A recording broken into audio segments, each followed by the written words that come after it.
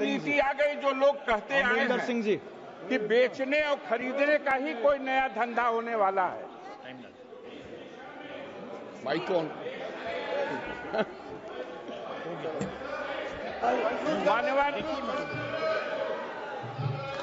भाई धन्यवाद सर, आपने मेरे को बोलने का अवसर दिया। मैं ज्यादा रेपिटेशन ना करते हुए सीधा बिल का विरोध करने के लिए खड़ा हुआ हूं। मैंने आज देश के गृह मंत्री का अच्छे तरीके से भाषण सुना और उन्होंने बार बार एक ही बार को 2-3 बातों को ज्यादा जोर दिया। एक तो उन्होंने कहा कि विरोधी दल भ्रम फैला रहे हैं, मुसलमानों के बीच डर फैला रहे हैं। ये हमने फैलाया हुआ डर नहीं है।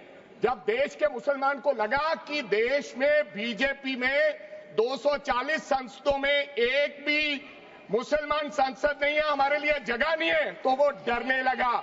जब आपने कब्रिस्तान की बात की, आपने शमशान घाट की बात की, तो वो डरने लगा।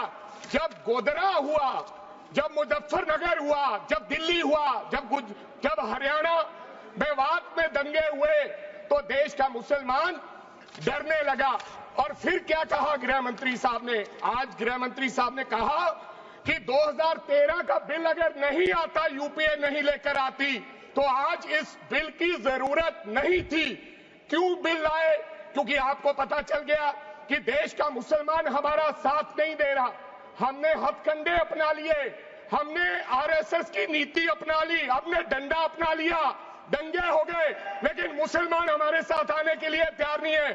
फिर आपको पता चला, आपने एक और आंकड़ा दिया, आपने कहा 1913 से 2013 तक केवल 18 लाख मुसलमानों का जमीन था और 2013 से अब तक 21 लाख और हो गया, यानी कि 39 लाख टोटल जमीन हो गया।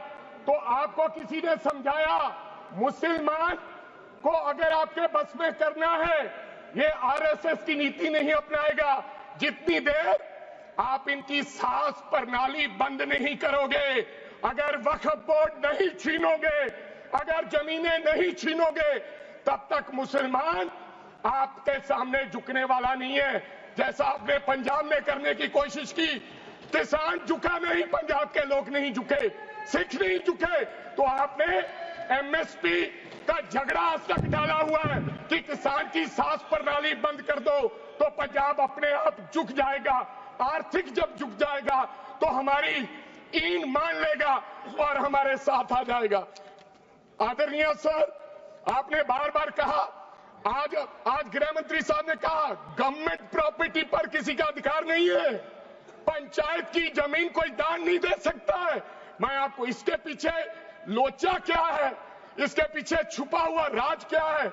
1947 में जब बंटवारा हुआ था, 47 से लेकर 1954 तक सारी प्रॉपर्टी गवर्नमेंट के नाम हो गई थी। उसके बाद 1954 में एक्ट बना, तो वो एक्ट में सर्वे हुआ 1961 टू 1970। सर्वे किसने किया? कलेक्टर ने। अगर पंजाब की, हरियाणा की, हिमाचल की बात करूं तो डिविजनल कमिश्नर अंबाला बैठते थे, उन्होंने सर्वे किया, तहसीलदारों ने सर्वे किया, तो वक्फ बोर्ड को यह जमीन देने का काम किया। अब क्या हो गया? जैसे राहुल गांधी कर्नाटक में भाषण देते हैं, गुजरात में मुकदमा दर्ज होता है, सजा हो गई। गवर्नमेंट की प्रॉपर्टी तो 1947 और 1954 में तो सारी प्रॉपर्टीज गवर्नमेंट की थी। अब एक बंदा खड़ा होगा तो वो कहेगा कि यहां पर ये गवर्नमेंट की प्रॉपर्टी है, डिस्प्यूट होगा, तो आप वक्फ बाय यूजर का अधिकार खत्म कर दोगे कि ये तो जमीन गवर्नमेंट की थी, आप उसकी जमीन छीन लोगे।